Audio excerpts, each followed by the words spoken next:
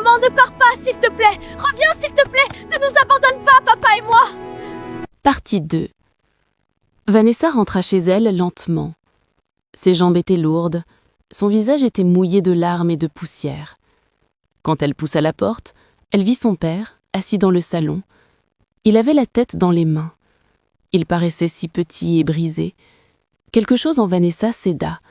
Elle laissa tomber son sac et courut vers lui.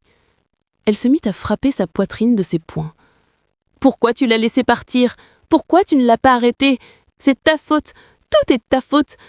Elle le frappa encore et encore. Son père ne bougea pas. Il ne leva pas les mains pour la stopper. Il resta assis là, à encaisser.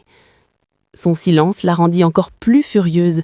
Elle lui cria dessus jusqu'à ce que sa voix se brise, puis elle s'effondra sur le sol et pleura. Son père n'avait pas toujours été cet homme brisé. Des années plus tôt, quand il avait épousé sa mère, il était confiant et plein de réussite. Il voulait une belle femme, et sa mère était la plus belle qu'il ait jamais vue. Sa mère, elle, voulait un homme capable de s'occuper d'elle. Elle aimait les belles choses et le confort. Elle ne voulait pas travailler. « Une femme comme moi doit être entretenue », disait-elle souvent. Le père de Vanessa ne voyait pas de problème. Il gagnait bien sa vie, il pouvait assumer et il le fit. Pendant des années, il fournit tout. Sa mère restait à la maison et profitait de la vie qu'il avait construite pour eux.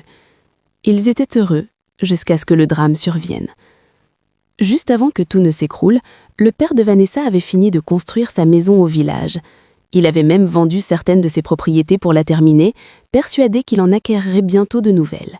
Il ignorait que le malheur qui les attendait allait tout changer. Les jours passèrent après le départ de sa mère. Vanessa entendait son père au téléphone tard le soir. Sa voix était basse, mais elle y percevait la douleur. Il parlait à quelqu'un de sa mère. Vanessa colla son oreille à la porte et écouta. Sa mère était partie avec un autre homme, un homme qui avait encore de l'argent, un homme prêt à subvenir à ses besoins. Sa mère avait presque 35 ans, mais elle était toujours très belle. Les hommes la désiraient encore, et elle en avait choisi un au détriment de sa propre famille. Vanessa se sentit mal. Elle vit ensuite son père s'effondrer souvent. Certaines nuits, il pleurait dans sa chambre. Certains jours, il fixait les murs sans rien dire. Vanessa ne savait pas quoi faire. Elle était perdue. Elle n'était qu'une enfant.